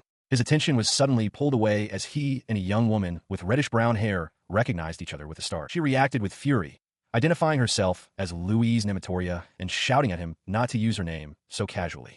With a pointed finger, she called him a coward, while Leon simply watched with a faint, knowing smile. His smile vanished, replaced by a sharp glare. He demanded to know what she was talking about, stating firmly that he had done nothing to deserve such an insult. Before the argument could escalate, another student stepped between them, calmly telling Louise to stop fighting. Louise, momentarily stunned, quickly regained her composure and insisted that she knew what Leon had done. The newcomer turned to Leon with a bright, disarming smile. She introduced herself as Lodi Haler, a second year at the Ains Magic Academy, and expressed her delight at finally meeting the famous Leon Hartfilia. Louise, however, was unmoved. She declared that Leon didn't deserve a polite greeting, branding him the cheater everyone was talking about. She recounted a rumor she'd heard in her dorm, that Leon's magic had failed during the practice test, yet he somehow scored higher than the prince, a result she found highly suspicious. The rumor, as she recalled it, was spread by Darren Roas. He had told her that even Ayrton, a student from their shared homeland, called Leon a total piece of crap and claimed that Leon had attacked him without provocation in the dorm. This story painted a dark picture. Leon Hartfilia had supposedly cheated to secure first place in the exam and was now violently silencing any student who dared to question his integrity. Back in the present, the spiky-haired student, Mark, understood the source of the conflict. He turned to Lodi and suggested that she encourage Louise to hear Leon's side of the story, too. Lodi gently posed the question to Louise, suggesting she might be misunderstanding him. She pointed out that Louise had only heard the story secondhand from the red-haired student, making it hard to believe. Faced with this logic, Louise became flustered, struggling to respond. As the tension lingered, Mark cheerfully suggested a simple solution. They should all go outside so Leon could demonstrate his abilities and clear up everything. Accepting the challenge, Leon raised his hands. He conjured a small fireball, but its mana density was immense. To Louise's shock, the spell multiplied, its power combining and increasing exponentially. The swirling orbs of energy erupted into a colossal, bird-like monster made of pure flame. Louise stared in horror, overwhelmed by the monstrous mana and realizing his control over magic was on a completely different level from her own. The fiery beast vanished as quickly as it appeared. Mark praised Leon, saying he was as amazing as ever. Leon, however, casually mentioned that he had held back quite a bit, asking if it was still too much. Louise was left speechless, processing the fact that she hadn't even witnessed his full power. He turned to her with a gentle smile, glad the misunderstanding was resolved and apologizing for getting heated. Humbled by the display, Louise bowed her head low, sincerely apologizing and admitting that she had been wrong. She remained on the floor inside the shop, feeling hopeless. She confessed that her mother had always warned her about her tendency to jump to conclusions. Her apology led Mark to remark that he hadn't realized relations between nobles and commoners were so strained. Leon added that they actually wanted to get along. Louise finally understood that not all nobles were the same, recalling an image of Quentin begging Rita for another discount. Leon then asked why she was working a part-time job, as it was rare for a noble student. Louise requested he just call her by her first name and explained with a sad smile that her family was poor, mocked by others as the poorest nobles in the northern region. She continued her story, revealing that upon discovering her magic, she swore to become a mage to improve life for her parents and her people. She had practiced diligently and arrived at the academy full of confidence. But her hopes were crushed when she learned the second prince was in her year and she was placed in the lowest ranked class. Despite the setback, she resolved to push herself, aiming to at least take first place in the practice exams. She recalled looking at the rankings and seeing her name, Louise Nematoria, in second place, managing to outrank the second prince, Heathcliff Dewin, who was third. She looked directly at Leon, her arms crossed, and revealed the identity of the top-ranked student. It was him, Leon Hartfilia. Her apology continued as she wiped a tear from her eye, admitting her sense of justice had run wild. She was, however, genuinely relieved that his true abilities were finally being recognized. With renewed determination, she pointed at him, vowing that she would absolutely not lose to him next time. With that declaration, the shopkeeper, Rita, clapped her hands together, announcing that since the misunderstanding was cleared up, the case could be considered closed. She then turned her attention to a startled Leon, asking what it was he had wanted to purchase. He stammered in response, but Rita was already presenting 2 bottles of ink. She explained that even inks of the same color could have slightly different effects, and suggested these 2 would be good. Flustered, Leon thanked her profusely. As she leaned closer to show him the items, Leon was taken aback. He realized that up close, she was seriously beautiful, a thought that startled him. He quickly agreed to take the ink she offered, while his friend Mark watched from the background. His friend immediately closed in, grabbing Leon's face. Mark whispered intensely that Leon had been all gooey-eyed over Louise and was now blushing over someone totally out of his league. A deeply flustered Leon could only tell him to shut up. Their squabble was cut short by Quentin Walls, who pushed Leon's face away from Mark's. He declared that was enough romance talk and that it was time to head back. As they departed, Mark suggested they visit the shop again soon. Later that night, back in their room, Mark practiced with a large scroll while Leon sat at his desk, quill in hand, lost in thought under the light of the full moon. He reflected on the day's events, recalling that Louise had lent him a book as an apology. The book, which detailed the use of marks, explained that this form of magic required the spell to be written with great precision. He felt sure it would be helpful. Putting the knowledge to use, he carefully inscribed the levitation mark onto a piece of paper, which then began to float. From his bed, Mark observed his success, commenting that Leon seemed to be getting the hang of it. Leon let out a sigh of relief. He confidently declared that he was getting the hang of it. Seeing this, Mark eagerly presented his own sword, suggesting Leon place a control mark on it, as he was far more comfortable with a blade than a staff. As he prepared to inscribe the mark, he considered the underlying principle. Magic's quality improved when paired with the right tool, much like scissors cut paper more cleanly than bare hands. While many mages used wooden staffs for their low cost and accessibility, others found greater accuracy with more familiar implements. The control mark was the key to making such unconventional tools viable. With a final flourish of his quill, he completed the inscription. Mark took the sword, examining the newly etched mark with a thoughtful expression. His contemplation quickly turned to pure excitement. He declared the marked sword looked incredible and raised it, eager to test it out immediately. Leon quickly intervened, shouting a warning not to swing it inside their room. The warning seemed to sober Mark up, and a wave of nervousness washed over him. Recalling Quentin's advice to be careful, he decided he would sleep with his sword and boots on. Leon, sharing the sentiment, resolved to keep his own robe nearby. As night settled over the academy, the clock striking the late hour, the two roommates wished each other a good night before falling into an uneasy sleep. But sleep did not bring rest. Leon suddenly found himself plummeting through a dark, swirling void, the sensation of falling utterly real. He landed with a gentle thud in a sunlit forest clearing. Sitting up, he looked around in bewilderment, trying to comprehend where he was. His confusion melted away, replaced by a rush of exhilarated understanding. It had begun. This was Leon's very first magic field training, a true test of his abilities. Leon finds himself in an amazing, otherworldly forest, marveling at the magic that must have been used to create such a place. He quickly shakes off his awe, reminding himself that this isn't the time for admiration and that he needs to figure out his task. He raises a hand, focusing his resolve. As he prepares himself, a cheerful voice suddenly greets him. A young woman appears beside him, startling him into crying out. She introduces herself as a second-year student who will be guiding him through the magical field training. He recognizes her immediately as Lodi Senpai, shocked that she appeared out of nowhere. She expresses her gladness at being assigned to guide someone she knows and begins to explain the task. Since it's his first training, the objective is simple. He must submit one white-silver butterfly wing and one Hymeria root. She clarifies that her sudden appearance was due to using stealth magic. Lodi assures him not to worry, as teachers and other second years will be monitoring the trainees using the same magic and will intervene if anything goes wrong. The time limit is 24 hours, and she adds that he can ask her for the remaining time at any point. With a playful wink, she confides that while she isn't supposed to say it, she personally has high expectations for him. She encourages Leon to do his best and achieve a good result before bidding him farewell and vanishing as quickly as she appeared. Left alone, he begins to strategize. He recalls that white-silver butterflies inhabit wetlands, whereas Hymeria grows in cold, dry regions. Though these are completely different environments, he reasons that in a magically created space, it wouldn't be strange for them to be located close together. He decides to search for the swamp first, where the flowers that attract the butterflies bloom.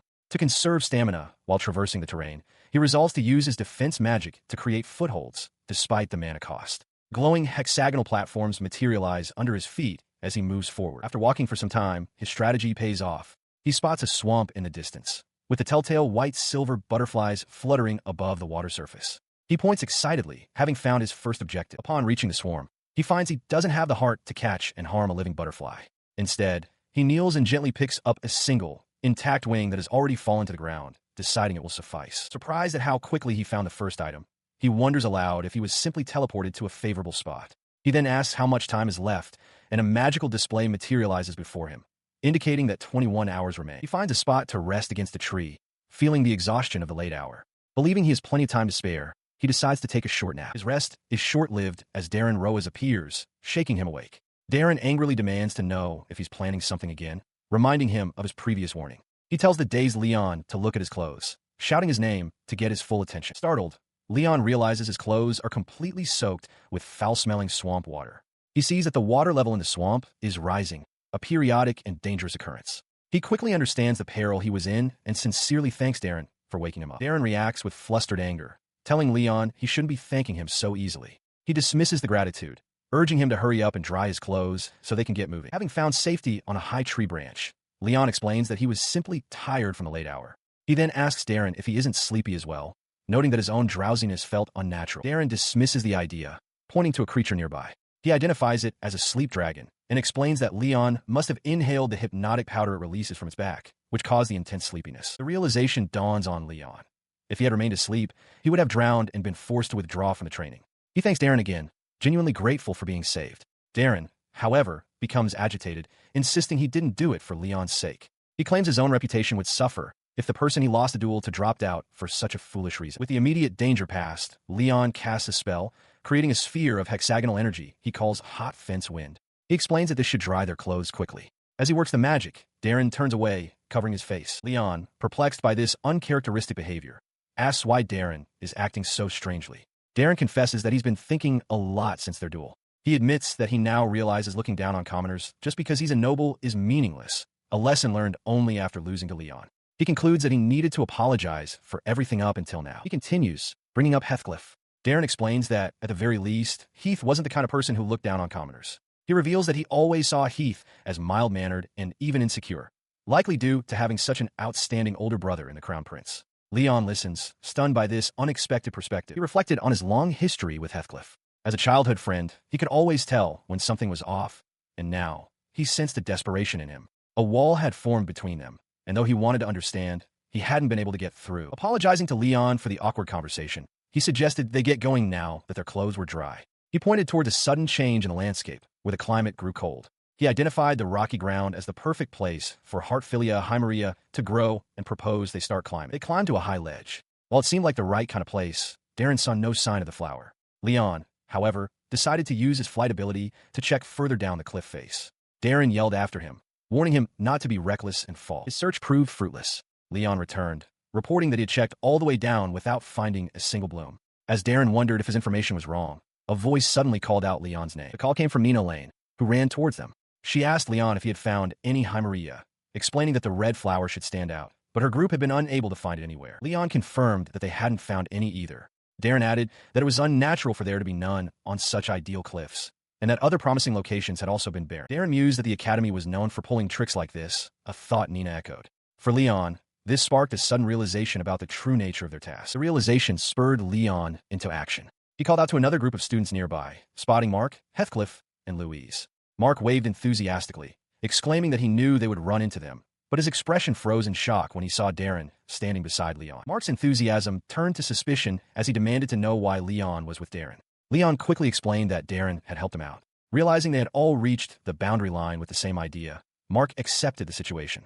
Darren, arms crossed, simply told Leon that if he was fine with it, then so was he. With the issue settled, the two groups merged into one. United in their purpose, they all held up small, glowing objects, the true goal of their search, with Leon displaying a radiant butterfly. He held the silver butterfly, explaining his theory that the exam was designed for the required materials to become unobtainable over time. For his group, the butterflies they needed had gathered on flowers that were now submerged in an overflowing swamp. Adding to his assessment, Louise Nematoria confirmed it was a similar situation for her team. By the time they finished collecting the Hymeria roots, the flowers they grew on had already withered and fallen to the bottom of a cliff. She then clarified the true purpose of the exercise.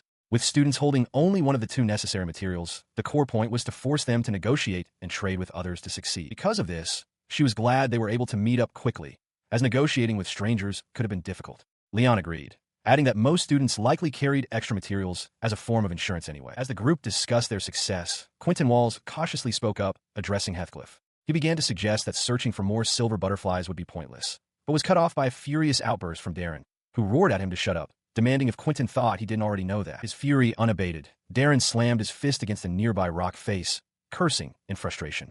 Heathcliff watched him, his expression a mixture of surprise and concern. He clenched his fist, his voice strained with emotion. He declared that this time, he had to come out on top, vowing that he could not afford to lose to commoners or impoverished nobles anymore. The outburst was rooted in his past. A flashback reveals that ever since childhood, Darren had been compared to his outstanding older brother. He had always believed it was natural that the first prince, popular and well-respected, would inherit the throne. But a turning point arrived when he turned 15. He had discovered a unique gift, a talent for magic. Neither his father nor his brother could use it. He was the only one among the royals who possessed this power. He believed that if he, the second prince, graduated at the top of the Magic Academy, the public's attention would finally turn to him. But that hope was shattered by a memory of a past confrontation. To him, it wasn't even a real battle. The memory shows him being effortlessly restrained, grabbed by the collar by a shadowy figure as chains bind his neck and wrists, a look of pure terror on his face. He reflects on his past, realizing his magical talent and royal pride became chains that bound him. The more he rejected his own weakness, the tighter those chains wrapped around him, swelling his arrogance and robbing him of his freedom. This burden only intensified after his duel with Leon Heartfilia. Pulled from his dark memories, his attention is drawn by Quentin Walls, who points towards a clearing. Having gone past the forest, Quentin urgently asks Lord Heathcliff to look at what he's found. Darren, still disoriented, wonders where they are. He sees two female students in the distance and questions if they are exchanging materials, immediately concluding that it must be cheating. Beside him, Mark tries to shush Quentin, warning him not to upset Darren further, but Quentin insists that their approach seems proper. Ignoring their debate, Darren's anger boils over.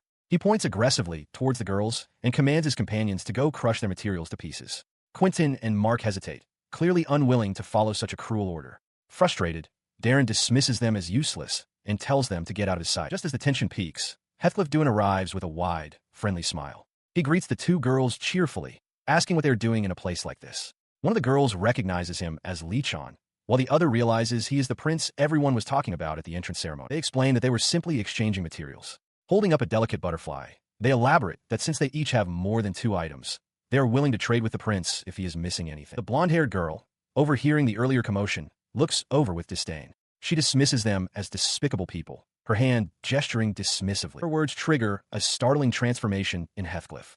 His friendly expression vanishes, replaced by a cold fury. A dark, menacing aura erupts from him as he declares that people like them do not belong in this academy. The two girls recoil in terror, and even Darren looks on in stunned disbelief as the darkness in Heathcliff's heart runs amok. A massive, dark sphere of energy hurtles towards 2 cowering female students. Standing before them, a red-haired student declares that they have no right to be at the academy. He points an accusatory finger, his face contorted in a sneer, as the two girls, one with blonde hair, the other with dark, flinch in terror. Just before the sphere makes impact, a figure dashes in front of the girls, intercepting the attack with a hexagonal barrier of light that shatters the dark energy. The newcomer, Leon, turns back with a look of relief, glad that he and his companions made it in time. Behind him, Mark, Louise, and Nina stand ready, while the 2 girls he rescued look on from the ground. The red-haired attacker stares in disbelief, his attack thwarted. Nearby, the large man, Grant, also observes the sudden intervention. His shock turns to recognition, his eyes wide as he identifies the person who stopped him, Leon Hartfilia. Leon meets his gaze with a steady, determined expression. The scene shifts to 7 minutes earlier. Leon's group, including Mark, Louise, Nina, Ode, and Darren, had just finished gathering materials for their task. Ode raises a hand, suggesting they now look for the submission point. Standing together in the forest, they assess their situation. With 12 hours remaining, Mar proposes they split into 2 groups to be more efficient. The plan is set. Leon, Mark, and Louise will form one team, while Nina, Ode, and Darren form the other. They all agree to regroup at the boundary line in 1 hour. With the plan decided, Leon's group eagerly sets off. Mark shouts for them to start searching, and the 3 of them run into the woods. They quickly decide to cover more ground. Mark announces he'll search in one direction, while Louise declares she'll head the other way, and they dash off, leaving Leon to proceed on his own path. He and his companions continue their search through the woods, but the task proved difficult. Leon, in particular, grew frustrated, realizing the situation was bad as he could find no clues at all. Suddenly, he and the others felt a tremendous surge of energy. Mark recoiled from the awful feeling, while Louise identified it as an overwhelming magical power, radiating clear hostility. Leon felt its ominous nature immediately. The source of this power was a tense confrontation. Leon demanded to know what the red-haired student thought he was doing. With tears of rage in his eyes, the student threw the question back, asking what possible reason Leon could have for attacking other students during a training exercise. He then dismissed them all with contempt, declaring that a fallen former noble and a group of commoners were worthless. With a raised hand, he commanded them all to disappear. Watching from a distance, Grant advised Mark to wait, promising to step in himself if things went too far. Louise, however, saw the immediate danger and shouted Leon's name as a warning. Heeding her cry, Mark launched himself forward, leaping through the air to intercept the attack. He attempted to counter the spell with a command to negate, but realized with a grimace that his current mana level was too low to cancel the powerful magic in a single shot. Undeterred, he pushed onward, shouting an apology to Leon for being late as he closed the distance to the red-haired student. But Leon called him off, declaring he would handle it. He then entrusted the rest to Louise, his hands moving to cast a spell of his own. In that same moment, the red-haired student's magic erupted from the ground, forming massive, sharp crystals that burst violently into the air. His spell shatters against Leon's defense, the magical feedback stinging his skin. He trembles with rage, his face contorted in disbelief as he roars, questioning how mere commoners dare to defy him. Meanwhile, watching from a distance, Grant stands silently beside a student whose hair obscures his eyes. The student, a sinister grin on his face, addresses Grant as teacher, suggesting that he should probably put a stop to the confrontation soon. Before Grant can act, Leon channels magic into his own body, activating a physical enhancement spell. He bursts forward with incredible speed as Grant looks on, wondering how Heartfilia and the others plan to stop their enraged opponent. He closes the distance in an instant, appearing directly in front of the red-haired student, who can only stare in shock at the sudden, impossible velocity. With a swift motion, Leon strikes his opponent's neck. From nearby, Mark cries out his name, alarmed at the use of magic at such a dangerously close range. He catches the now-limp body of the red-haired student, calmly explaining that it's fine. He simply used hypnosis. Looking down at his unconscious adversary, Leon commends him, addressing him as Heartfilia and saying, "Well done." Leon gently pats Heartfilia's head, noting that stopping him without offensive magic was an excellent move. As he does, Grant and the other students arrive, including the two startled girls, Rena and Marcia. Grant turns to the two young women, placing a hand over his heart. He apologizes for their late arrival and for the frightening ordeal they both just endured. In response, the girls, though still teary-eyed, firmly refuse the offer to withdraw from the training. They declare their intention to keep going until they submit the required materials. Grant acknowledges their resolve, saying, "I see. Very well." His attention then shifts as Heathcliff Dewin is seen being lifted into the air. Grant announces to the remaining students that he has judged Heathcliff to be mentally unstable and, therefore, will be withdrawn from the exercise. He holds the unconscious Heartfilia as Leon and Mark watch Heathcliff's departure. His departure with Heathcliff left the remaining students in a state of shock. Louise and Nematoria watched them go, murmuring Heath's name with a worried expression as Leon and the others looked on in silence. After a moment, one of the students spoke up, acknowledging they had wasted time in a strange way and declaring it was time to regroup and head for the meeting point. Having been briefed on the situation, the red-haired student confirmed his understanding of what had happened. He then asked Louise and the others if they were all okay, though Quentin Walls remained silent with his arms crossed. He then turned his attention specifically to Quentin, asking if he had found anything significant.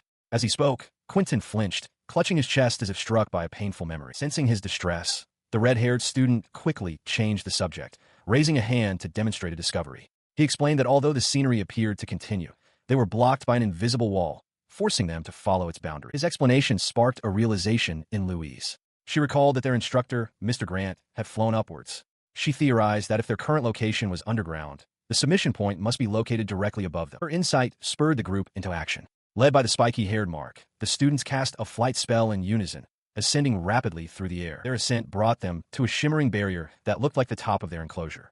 Mark reached out towards it, remarking that it was likely a spell similar to the one they had encountered at the magic tool shop. In response, Leon moved forward, extending his own hand towards the magical ceiling. With confidence, he cast a dispel spell to break the illusion. His spell worked perfectly. The illusion shattered, revealing a grand, circular platform high above. Beaming with success, Leon gave a thumbs up, exclaiming that their friends had been right and urging the group to submit their findings immediately as they landed. He and his team are met by an instructor who confirms their success. She reads from her list: Leon Heartfilia, Louise Nematoria, Mark, Aude Magna, Nina Lane, and Darren Roas. All 6 have passed, completing the exercise in 14 hours. Afterward, Leon peers into a large, tiered lecture hall where other students are already gathered and seated, awaiting the official results. He joins his companions, and Mark claps a hand on his shoulder. Mark admits they were a bit slow, but reassures him that considering everything that happened, and with 60 students participating, their rank is still quite high. At the front of the hall, their instructor, Grant, addresses the class. He congratulates them, announcing that every single student has successfully passed the first practical training exercise. With that, he prepares to announce the rankings. His announcement begins with the top performer. First place is awarded to Alnard Chiyunzvai. Grant explains that while the orthodox approach involved exchanging and negotiating for materials, Alnard single-handedly collected everything himself in just 6 hours. Alnard smirks from his seat, a picture of confidence. Hearing this, Leon feels a wave of relief, thankful that the other students he encountered also managed to pass. Elsewhere in the hall, Rena and Marcia express their amazement that someone could clear the entire exercise alone. Despite the impressive achievement, Mark covers his face, muttering in frustration. Leon watches him, while Alnard sits nearby, silent and unmoving. The scene shifts. Alnard now stands alone, his confident facade gone, replaced by a nervous tension as he clasps his hands. From behind a nearby door labeled conference room, a voice suggests that expulsion seems too severe, proposing a suspension of a few weeks instead. Inside, a faculty member in a suit erupts. He declares a few weeks is far too short, reminding the others that this is the second time the student has caused trouble since enrolling. He argues that this time, clear hostile intent was confirmed, and they must consider the king's displeasure. He accuses the other of being afraid to act. As the argument intensifies, the headmaster slams his hand on the table, demanding they calm down. He states that the incident is a serious matter for the academy and warns that if they mishandle the case, it will damage the institution's reputation. He turns his attention to the muscular instructor, asking for his opinion as the student's homeroom teacher. Grant stands, acknowledging that he also finds Dewin's actions unacceptable. However, He questions whether severe punishment like expulsion or a long suspension would truly change the boy. He firmly states his belief that punishment should be about encouraging reflection and turning it into growth. He continues passionately, asking if they, as educators, truly have the right to teach if they cannot properly guide even a single student who has lost his way. His words hang in the air as the other faculty members listen intently. Bowing his head respectfully, Grant formally requests that he be given the responsibility of guiding Duin onto the right path, asking the headmaster to grant him the time to do so. The headmaster considers the plea for a moment before making his decision. He declares that Heathcliff Duin's case will be entrusted entirely to Grant, who remains bowed in acceptance. He then addresses the rest of the assembled faculty, asking if there are any objections. One by one, they voice their consent, bringing the matter to a close. Later that night, the East dormitory stands silent under the starry sky as a lone figure walks towards its entrance. Inside, Heathcliff Duin sits in his room, unable to sleep. He recalls being told to stay put, but restlessness keeps him awake. A sudden series of knocks at his door startles him, and he wonders who could possibly be there so long after lights out. He opens the door to find Alnard Chiyun Zwei. Alnard greets him casually, explaining that he heard from a teacher that Heathcliff was under house arrest. He decided to visit, thinking that if he missed his chance today, he might not see him for a while. Heathcliff stands his ground, stating that the late-hour visit is highly inappropriate. He demands that Alnard state his business and leave at once. Alnard apologizes, but insists there is something he absolutely must tell him. He hesitates for a moment, his expression turning serious. Heathcliff's patience wears thin, and he presses him to speak. Alnard looks him in the eye and begins, "Hey, he implores Heathcliff, his voice strained with emotion, forbidding him from quitting. He insists that Heathcliff must graduate from the academy properly. Heathcliff remains silent, his arms crossed as he stares back. His expression hardens, his composure shatters. Heathcliff roars that the idea is ridiculous, telling Alnard to get lost. He declares that he has overlooked Alnard's fraternizing with commoners for too long due to their association, but now demands he mind his language. With a final, venomous threat, he boasts that he could crush Alnard's entire family with his power if he so chose. The door slams shut, leaving Alnard standing alone in the stark, empty hallway. His mind flashes back to a sunnier time, the day they first met. A younger, beaming Heathcliff had insisted he drop the honorifics and formal speech, cheerfully declaring that they were friends. The memory continues, a cascade of shared moments, laughing together without a care, crossing blades in practice, and poring over books side by side. The return to the present is harsh. Leaning against the cold door, he clenches his hand into a fist, so tight that blood begins to well from where his fingernails have broken the skin. He brings his hand to his face, a single, broken laugh escaping him. The laughter fades into anguish. He pulls his hand through his hair, his face contorted in pain as he wonders if there is truly no going back for them anymore. Defeated, he slides down to the floor, leaning against the wall outside the closed door. He whispers Heathcliff's name, crushed by the realization that his feelings may never reach his friend again. Inside his dormitory room, Alnard Chiyun Zwei sits on the edge of his bed, his expression pensive and distant. He walks through the halls, his mind drifting to Heathcliff Duin. He recalls how Heath was once ostracized and labeled a traitor for associating with commoners, and wonders how lonely he must have felt back then. His reverie is broken by a sight outside his window.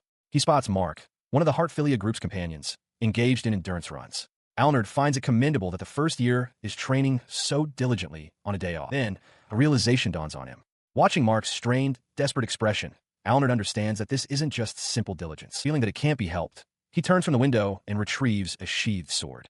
Believing it must be fate bringing them together, he decides to go and join him. Outside, Mark pushes himself past his limits, gasping for air. He slams his fist on the ground, cursing his own weakness and frustrated that he couldn't be of any help at all. His face twists in anguish as he clenches his fist. He laments that he has no special knowledge or magic, nothing he truly excels at. More than anything, he wants a weapon of his own, a skill that no one can beat. As he kneels in despair, a hand extends towards him.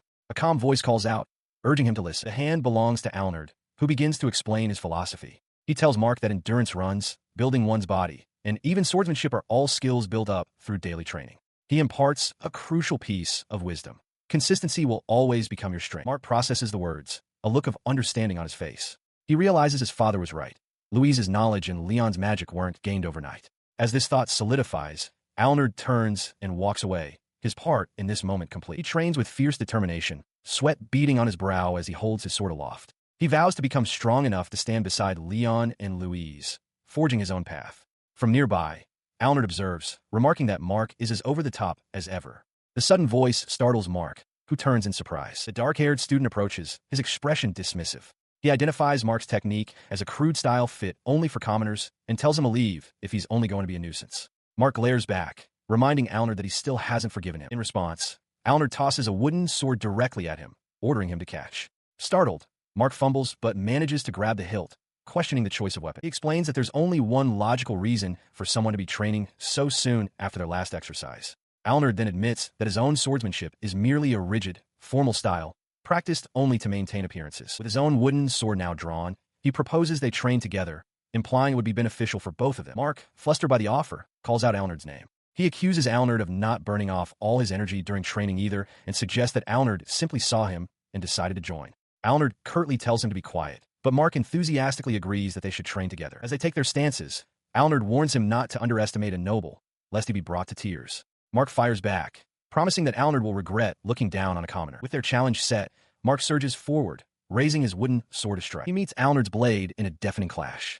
The impact sends a shockwave of energy outward as both students strain against the immense force. The force of their collision erupts into a brilliant flash of light, a visible explosion of power that momentarily illuminates the sky above the academy grounds. In a dorm room at the academy, Leon Hartfilia stretches as he wakes. A voice from outside the frame greets Mark and asks if he is awake. He sits up, a puzzled expression on his face as he looks at the empty space beside him. He realizes that Mark is not there, and his sword is gone as well. As he sits on the edge of his bed, a knock sounds at his door, and a familiar voice calls his name. Leon muses that Mark must be out training and thinks it's a shame, as he was hoping to ask him to hang out on their day off. Opening the door, he finds Darren Roas, who greets him cheerfully. Darren apologizes for arriving at the dorms so early, explaining that the familiar of a student named Sisley, a cat named Alba, has run away. Darren clarifies that they've been asking around for any sightings. He identifies Sisley as the black-haired girl from the Dre dorm, who is always carrying her pure white cat, Alba. Leon, still looking sleepy, takes in the information. He then asks if Leon would be willing to help them search. Surprised, but agreeable, Leon confirms it's his day off and he has no plans, enthusiastically offering his assistance. As the two walk together, Darren relays what Sisley told him. This is the first time Alba has ever run away. He expresses hope that the smart cat might return on her own, but his tone is laced with worry as he asks Leon if he has any idea where she might have gone. Their conversation is abruptly cut short by the sound of a vicious cat fight. A stray cat is seen pouncing on another, startling both Leon and Darren.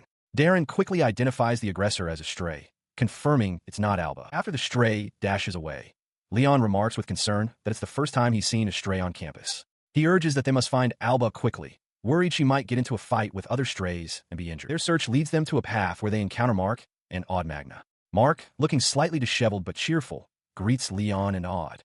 Darren observes them, remarking on what an unusual pair the two make. Upon seeing Mark's sweaty and disheveled state, Leon's mind leaped to a single, alarming conclusion. He had been in a fight. Odd quickly dispelled the notion, explaining that it wasn't a fight at all. His thoughts, as always, were plain to see. They had simply crossed paths while training with swords. Mark, however, was sulking because he had lost to Odd. He vehemently denied losing, insisting it was one win, one loss, and one draw, and that the last match was basically his victory. Hearing this, Leon's alarm melted into relieved laughter, which then quickly faded into a look of puzzled curiosity. Noticing their audience, Odd turned and asked what the two of them were wandering around for. Darren explained their search for the cat with the ribbon around its neck. Odd recognized the description, recalling that he hadn't seen it that day, but that it usually napped in a tree during class. He wondered aloud if this was the first time it had managed to slip out. He continued, clarifying that familiars aren't allowed in most classes, so Sisley must keep in her dorm, unaware it had been sneaking out. Upon hearing this, Mark enthusiastically offered to help them search after they grabbed something to eat, much to Odd's surprise at being included. Sometime later, Leon walked with Heathcliff down a corridor in a classroom building. Heathcliff remarked on how refreshing the quiet was, a stark contrast to the usual noise. They paused at a large window, peering out into the dense foliage of the trees outside. Leon conceded that it wouldn't be an easy search, and Heathcliff confirmed that, unfortunately, the cat was nowhere to be seen. His search with Heathcliff proving fruitless, Leon decided on their next course of action. They would go check in with Sisley. Upon arriving, however, they found Sisley already there, joyfully thanking a cheerful Mark and a slightly disgruntled Darren. The unlikely pair had already found her cat. As Sisley offered them a reward, Leon and Heathcliff could only look on in surprise. He looked up, startled, as Heathcliff presented him with a container of sandwiches. Heathcliff explained that since Leon hadn't eaten lunch, he had the cafeteria prepare 2 portions for them to share. Meanwhile, Darren was receiving thanks, though he reacted with embarrassment. He loudly insisted that no thanks were necessary, complaining that skipping meals just to find someone else's cat was an act of excessive kindness. Mark and Ode watched him, remarking that he didn't seem very honest about his feelings. As Leon ate, he commented on Darren's efforts, noting that he had even gathered information for them. He relayed that Darren had spoken with the cat's owner and the girl, confirming the familiar still hadn't come back. His observation prompted Darren to share what he'd learned. He explained that Alba wasn't the only one missing. He had seen several other students searching for their familiars on his way there.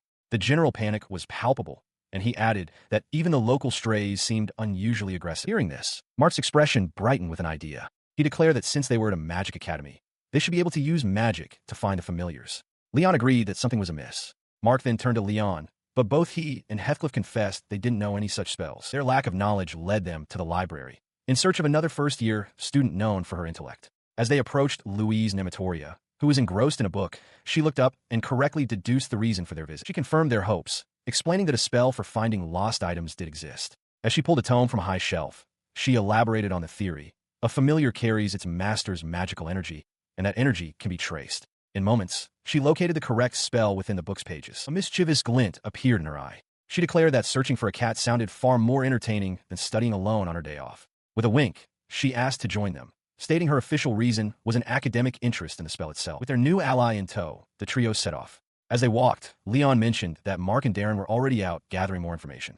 Ode, who was with them, beamed, declaring that the more help they had, the better. Their progress was abruptly halted by a loud, startling shout. The three of them stopped dead, turning towards the source of the voice with wide, questioning eyes. He turns to see the source of the shout, his friend, Mark. The spiky-haired student is caught in an enthusiastic embrace by another young man with dark, asymmetrical hair. Mark struggles in the other student's grip, crying out for Leon's help. The dark-haired young man, however, simply smiles and greets Leon and Lady Louise. Annoyed, Mark insists he doesn't need help, sarcastically thanking his captor. He manages to pull away, looking flustered as he apologizes to his friends. He explains that the other student, Al, is an exchange student from another country whose customs include being overly affectionate. Alnard's attention shifts entirely to Leon, his face lighting up with joy. He exclaims how happy he is that Leon recognizes him, formally introducing himself as Alnard Chiyun.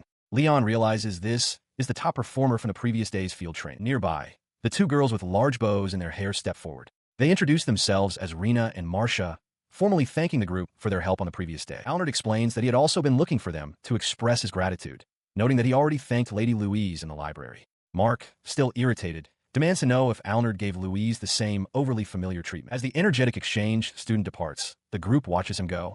Mark, looking drained, remarks that dealing with Alnard was like being hit by a typhoon. With the interruption over, the students resume their original task. One of them suggests they head to the east dorm to find Sisley. Upon arriving, Ode spots a figure collapsed on the ground near some bushes.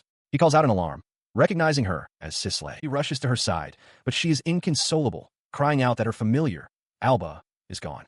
Quentin stands nearby, holding the small white cat and explaining to Ode that Sisley views Alba as a sister. Ode observes her, noting how uncharacteristically childish she is acting. He points to a page in the grimoire, explaining to Sisley that they found a tracking spell capable of following magical energy. Determined, Sisley agrees to attempt the incantation. She kneels and begins the search, focusing her will to resonate the spell with the magic inside her familiar, Alba. A glowing thread of light materializes from her fingertips, astonishing her as it snakes away. The magical thread leads them across the grounds to a small storage shed. Sisley expresses her surprise at how close it is, wondering if Alba had been there the whole time. Hoping her familiar is simply napping, the group moves to investigate. As the door swings open, they are met with an unbelievable sight. The shed is filled to the brim with dozens of cats. The students stare in shock, and amidst the chaos, Sisley desperately calls out for Alba. From a sea of felines, a single white cat emerges. It's Alba. Overcome with relief, Sisley rushes forward and scoops her familiar into a tight embrace, tearfully confessing how glad she is to have found her. Elsewhere in the shed, Alnard is blissfully surrounded by cats, cuddling one closely. His peaceful moment is shattered when Darren appears in the doorway, calling his name in surprise. He is completely lost in the moment, fawning over how cute, fluffy, and soft the cats are. Watching him, Leon remarks to Heathcliff that Alnard apparently likes cats. Their attention is then drawn by Nina, who, having just woken up, wonders what all the commotion is about. The source of the feline gathering is revealed. A blonde student, Rena, clutches a bundle of matatabi, her face a mask of regret as she realizes the chaos she has inadvertently caused. She explains that she didn't think the herb alone would be potent enough, so she consulted Quinnen. He proudly presents a prototype magical item, an ornate pot designed to amplify the effects of magical herbs, and explains he gave it to her to test. Rena adds that she assumed only strays would be affected, never considering it would lure familiars as well. Rena finishes her story, showing where she hung the magical amplifier just outside the shed. Back in the present, Sisley turns to a concerned Louise, reassuring her that everything is okay. The important thing, she says, is that Alba is safe. She stands with her friends outside the storage shed as the massive gathering of cats finally begins to disperse, the creatures padding away in every direction. Overwhelmed with guilt, Rena apologizes for causing such a terrible incident and promises to visit all the owners to make amends. Sisley quickly thanks everyone for their help, and Mark adds that they'll all pitch in to make things go faster. As they make plans, Quentin hands the magical amplifier to Leon, asking if he's sure about returning it. Leon accepts the device, explaining that he needs to go to the third-year floor to return library books anyway. So he'll take the opportunity to return the item and complain to the upperclassman who owns it. Nearby, Mar points out to Sisley that her cat often slips out during class, and that she needs to be more responsible. He then teases her, noting that for someone covered in cat fur, she must truly love them. Blushing furiously, Sisley realizes that's how he knew about Alba. The lighthearted moment breaks any remaining tension, and the entire group shares a collective, joyous laugh, celebrating the successful end to their chaotic adventure. Later, as dusk falls, Leon walks with his red-haired friend, who thanks him for his help, especially since it was his day off. Leon replies that he kept him out late. He glances up at the sky with a warm smile, correcting his friend. It wasn't a bother at all. In fact, he declares it was an incredibly fun day. Elsewhere, in a quiet room, Heathcliff sits alone, polishing a surface. He reflects grimly on his situation, realizing that despite being put under suspension, there's been no word from the king. His expression darkens as a terrible thought solidifies in his mind. With his hand covering his mouth, he comes to a stark conclusion. He has been abandoned. At that moment of despair, the door to his room swings open. A voice announces, "I'm coming in, doing," as Darren Roas steps inside. He sits in his room, the weight of his suspension evident in his posture. The door opens, revealing Professor Grant standing there, arms crossed with a resolute expression. Letting out a weary sigh, Heathcliff looks over his shoulder and asks if the professor needs anything. The professor's response is immediate and forceful. He leans in, his expression intense, and commands Heathcliff to come with him. He declares that they're starting a special extracurricular lesson immediately, catching the young prince completely by surprise. The passionate teacher has sprung into action.